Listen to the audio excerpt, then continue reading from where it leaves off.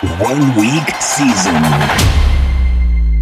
OWS fam, welcome back. We are back in the DFS lab. So glad that you are with us here on this Tuesday, September 24th. You guys know the drill by now. We're on here building the DraftKings lineup and using that as a vehicle to talk strategy for the upcoming Week 4 slate. I'm your host, Cheeseman, and so happy to be here with you. And I'm going to go ahead and bring up our guest for today. You guys know him well, Hilow. How you doing, man? How was week 3 for you? And just overall thoughts on what we saw in week 3. Yes.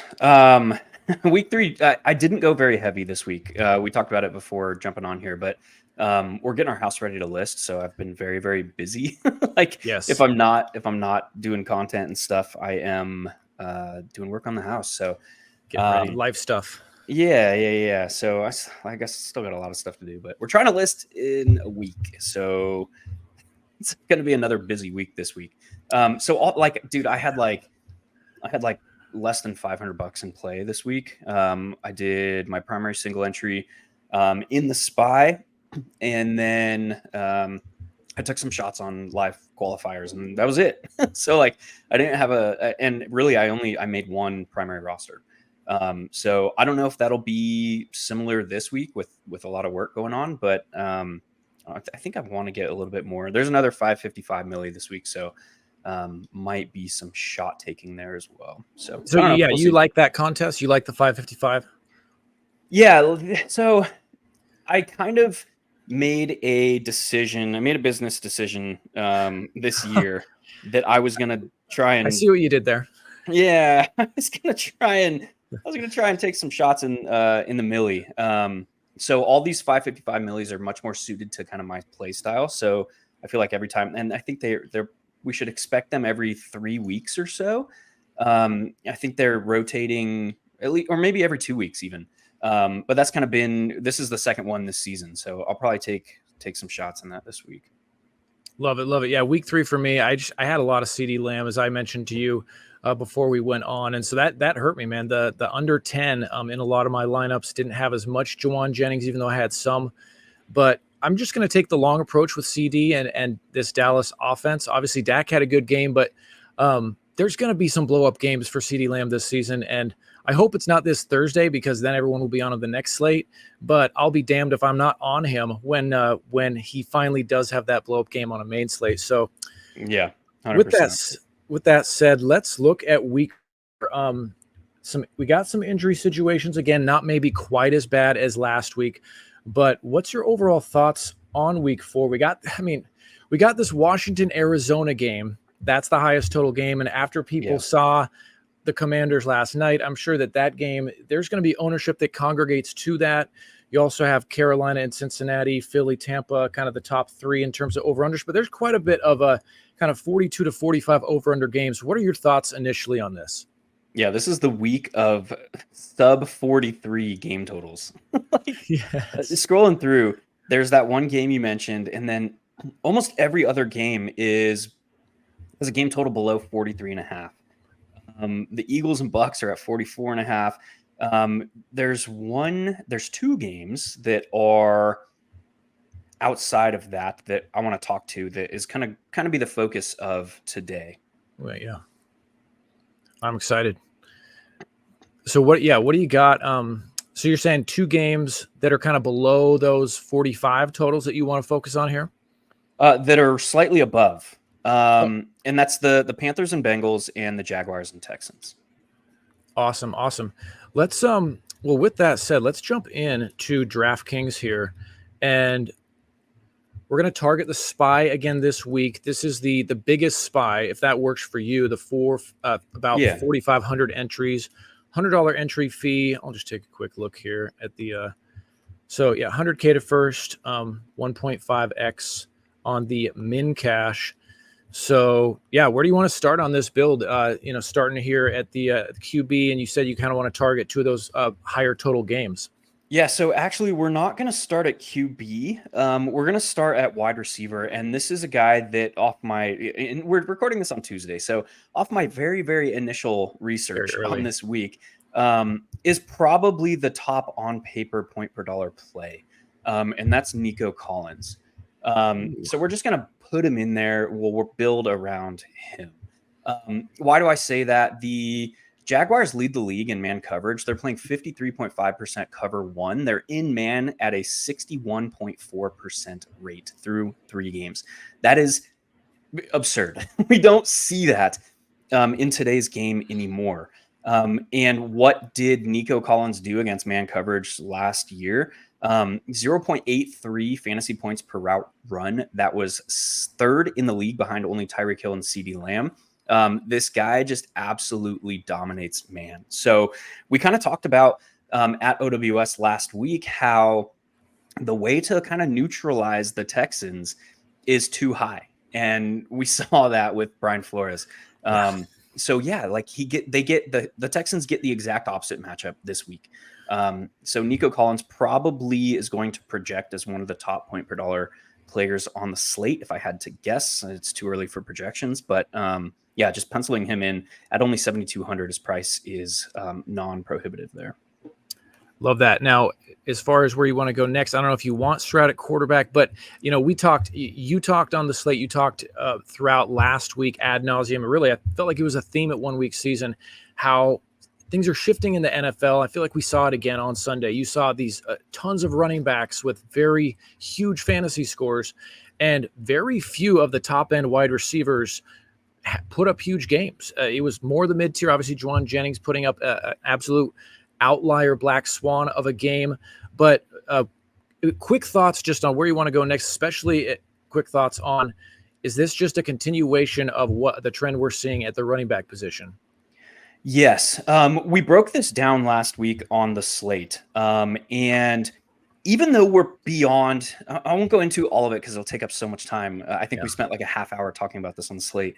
But even if we're beyond the workhorse age in the NFL, there's maybe 3 or 4 workhorse situations. There's Breece Hall, there's the 49ers. Now there's Saquon Barkley in Philadelphia. We'll talk about him here shortly.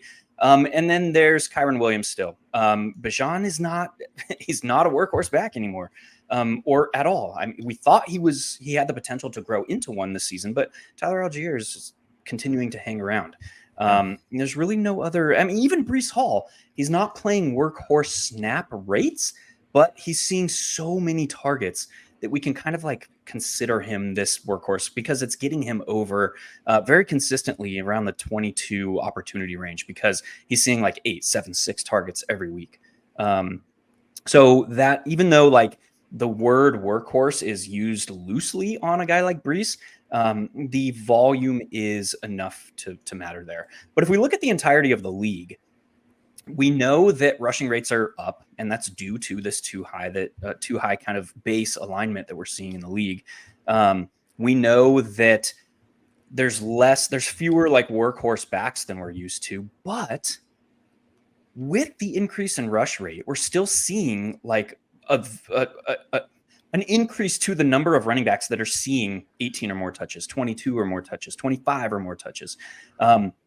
If we look at the first 2 weeks, there were over half, so 16 or more running backs saw 18 running back opportunities in each of week 1 and 2.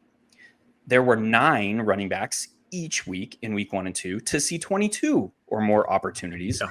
And then there were 4 or more to see 25 or more opportunities. And that is massive, massive workload when you consider the state of the league right now. When you consider that passing touchdowns are down, when you consider that field goals were at a 30-year high over the first 2 weeks. And we see it reflected in the game totals. Every game but 3 on this upcoming slate has a game total of 43.5 or fewer. There is that 50-point outlier. We'll talk about that game here shortly.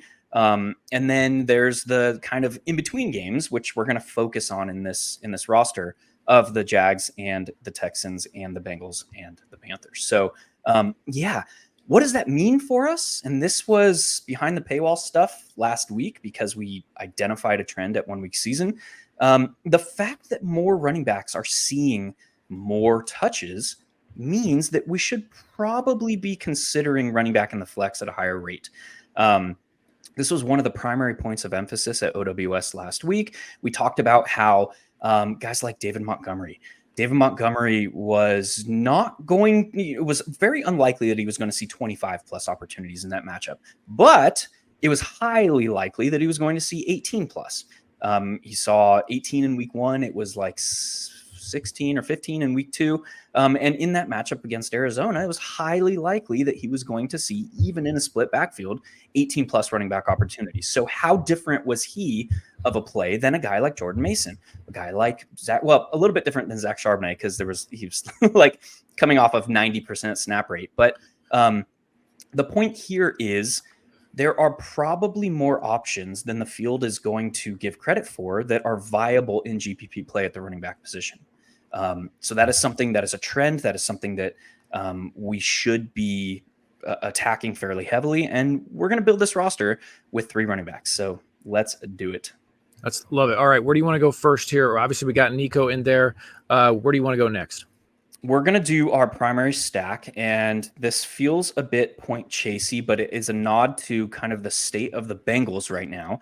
We're going to throw in Andy Dalton, Chuba Hubbard, and Deontay Johnson. Right, I'll talk while you do that. This offense is coherent now, and that's kind of all we were looking for to kind of evaluate Dave Canales as a head coach / offensive play caller.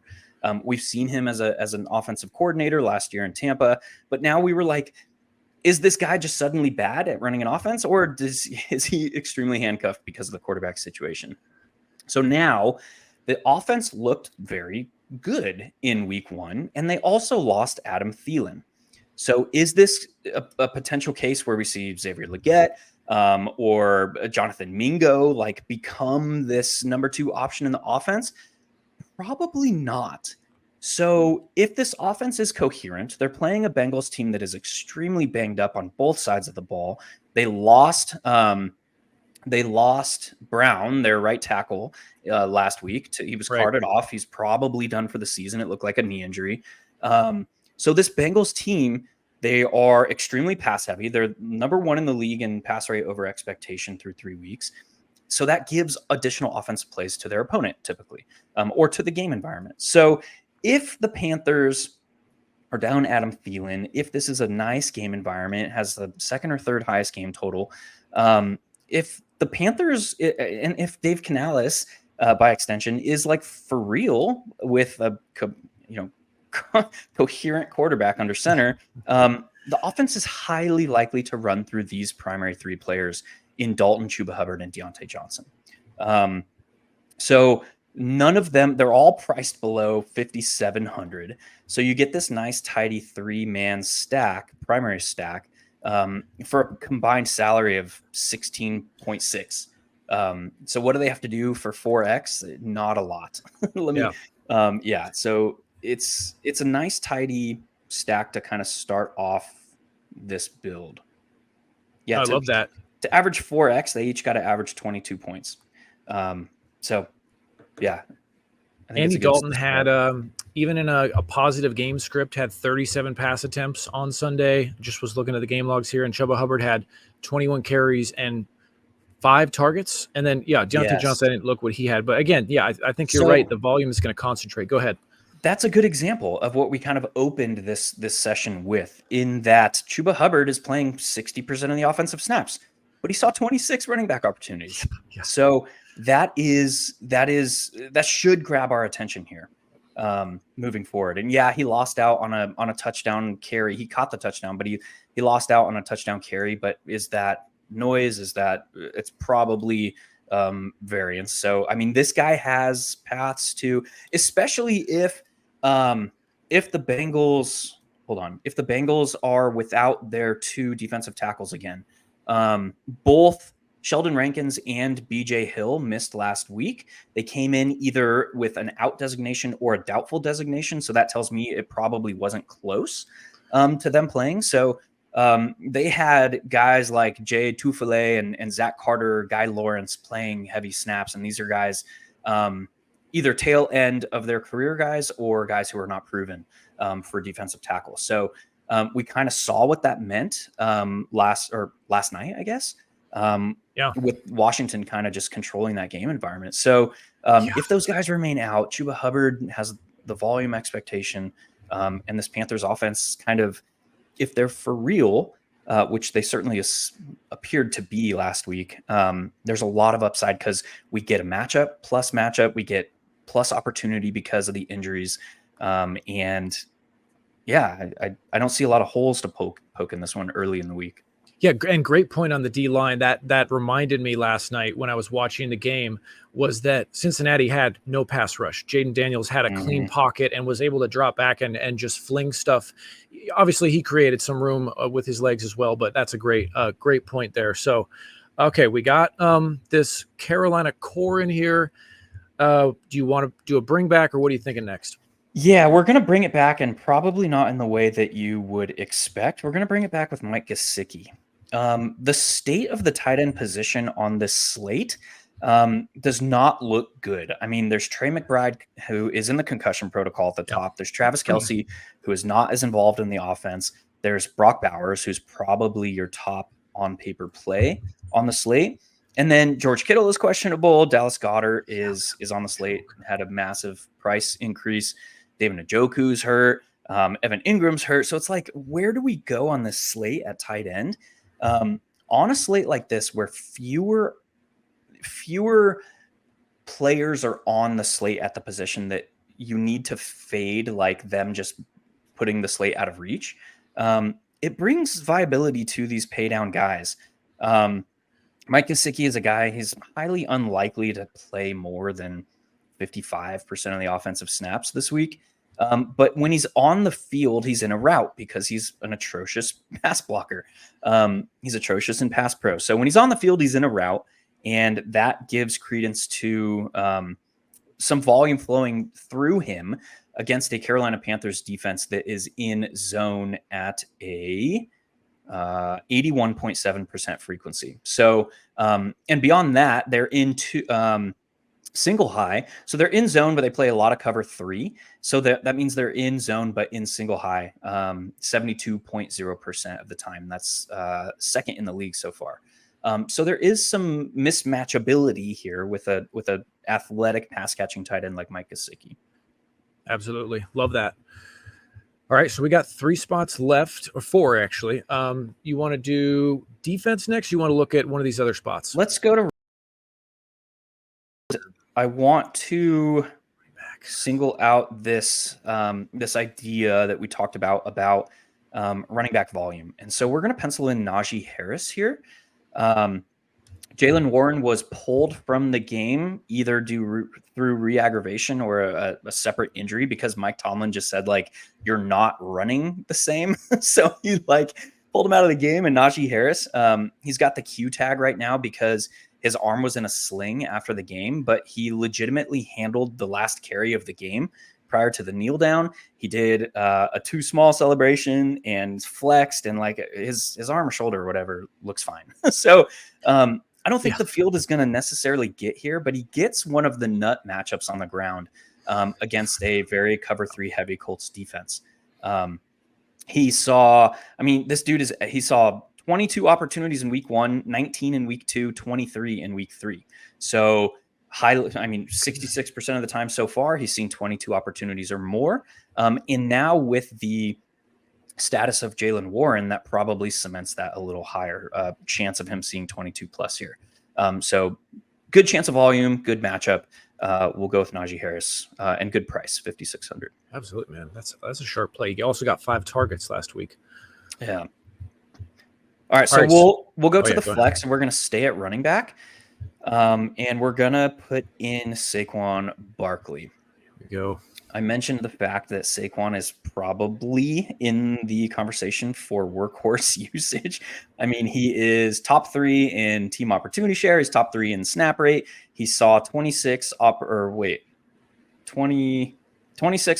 in week 1, 27 in week 2, and 21 in week 3. So this is a guy that has seen 21 or more opportunities in every game this season. Devontae Smith, after that scary hit, I mean, the dude was knocked out on the field. So he's in the concussion protocol. AJ Brown, uncertainty still. Does he make it back from the hamstring injury? typically the range for a hamstring injury for a wide receiver, because these are guys going 0 to 100% time after time after time after time. Yeah. Typically, you're going to see a 2 to 6 week recovery window, and more often than not, that's going to be on the further end of that spectrum. Look at Justin Jefferson last year; he missed 7 weeks. So yeah, look at Cooper Kupp last year. These, especially for a wide receiver, because they are asked to go from stationary to full out sprint for however many routes, typically 30 to 40 routes. The hamstrings are very, very serious. So the situation here, when I'm looking at how Nick Sirianni is going to game plan for this spot, it's probably going to feature a lot of Saquon Barkley, and that matchup gets even better if Vita Vea misses again. He missed in week 3. The splits with Vita Vea, with Tampa Bay's defense with Vita Vea on and off the field, are stark. So yeah, Saquon Barkley, even at 8K, we're getting a path to potentially 30 plus running back opportunities here. Love that play. Absolutely love it, especially with how Philly just, like, they don't tend to spread it out. Like, when things shrink, they tend to just give more volume to their studs. So love that play. All right, wide receiver or defense next here? Let's put in the defense. And this is a spot where solid, like a probably top 4, top 5 on paper defense right now against a rookie quarterback that looked good last week after not looking good up to this point. And that's the Jets. So we'll put the Jets in. I don't expect them to get a lot of ownership because they're priced as the second highest priced defense. But you look at the Jets, 14 sacks. They just haven't had the turnovers. Against Bo Nix now, we could see another 5, 6, 7 sack game. And we're hoping that the turnovers happen to give them opportunities here. So we'll pencil in the Jets and see what that leaves us. Awesome. Yeah, 5,400 left. So as you can see, in the wide receiver spot here. So we'll stay in one of those the game environments that we've been targeting. We targeted the Bengals and the Panthers in our primary. We put in Nico Collins. So with the 5,400, we'll put in Brian Thomas, who, by all accounts in my book, is the wide receiver 1 for the Jags. We saw the post-game presser. Doug Peterson said, we're not ruling out any changes. A lot of people on Twitter immediately reacted that is probably a quarterback discussion. Guys, it's not a quarterback discussion. He is not taking Trevor Lawrence out and putting Mac Jones in. But what I think it might be is let's cut the bullshit. Let's simplify things for Trevor Lawrence. Let's get Brian Thomas playing more than 73% of the offensive snaps. Let's go 11 heavy. Let's spread out the offense, make reads easier for Trevor Lawrence. And if that's the case against Cincinnati, look out here. Against Houston. Brian Thomas has a path to 7, 8, 9 targets here. Yeah. We're kind of closing out the show, but just quick thoughts. What is going on with Jacksonville's passing game and Trevor Lawrence? Have you seen anything? I know you're a big film watcher. Have you watched them specifically so far? And if so, have you seen anything that stands out? Yeah, Doug, I've been saying this for 3 years now with Doug Peterson. He is no longer like leaning forward in the straps. Previously in his career, he was the one driving game environments when he was an offensive coordinator. Now he's just kind of so reactive. I don't know if that's because he's now has head coaching duties as well. But he's very, very reactive. And the offensive line does not look good. The run game does not look good. Their best running back right now is probably Tank Bigsby. He's performing better than Travis Etienne. So it's just a case where like they need to simplify things and they need to stop getting so behind the sticks. That was like a theme coming into the week against the Bills, whereas like we can't fall behind the sticks as often as we have. And then they come out and they're like consistently in 2nd and 10 and 3rd and 9. So yeah, if this offense needs to be more proactive, they need better situational play calling, and they need to simplify things for Lawrence, who had a really, really bad overthrow. Kind of ball just floated right into DeMar Hamlin's hands last night. So yeah, I don't know. Can that be fixed? Yeah, that can 100% be fixed because that's coming from the top down from coaching. It's a matter like Doug Peterson saying like we're not ruling out any changes. I'm hoping that is him speaking to himself because that's kind of what this offense needs right now. Yeah, absolutely. Hilow, great stuff, man. Anything you want to add before we ship this one out? Yeah, so there's going to be a lot of attention. We didn't even talk to the game environment, but there's going to be a lot of attention paid to that Cardinals game. Yeah, the entire nation just got done watching Jaden Daniels. Woo, man, I was eating my words a little bit because he looked good. Yeah, he did, man. He looked really good. Long That bomb to McLaurin, that was a pretty pass. The first one was incredible, the 55-yarder, and then that raindrop that he dropped right in the bucket, man. He was off his back foot, evading pressure backwards because he had a pass rusher in his face, falling backwards off his back foot, and he threw that shit over the mountain like Uncle Rico. Like he legitimately like teardrop, raindrop that into the bucket. It was pretty impressive. But yeah, the same like Cliff Kingsbury stuff, they still only attempted 3 passes beyond 15 yards of the line of scrimmage. They just happened to connect with 2 of those to Terry McLaurin. So that's still an issue for me. And then on the other side, like Drew Petzing is not a lean forward in the straps, like pass play caller. So there's a lot of interesting nuance to that matchup that we'll get through the rest of the week here at OWS. Cause I think it's even with the highest game total on the slate, like potentially some paths to disappointment, but we'll break that down throughout the week here.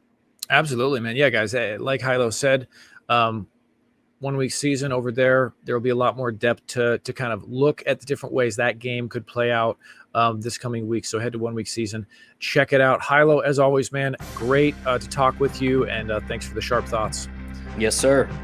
All right, we'll see you guys. Make sure to tune in tomorrow. It'll be the FanDuel show with Mike and Maximus. And until then, see you guys next time.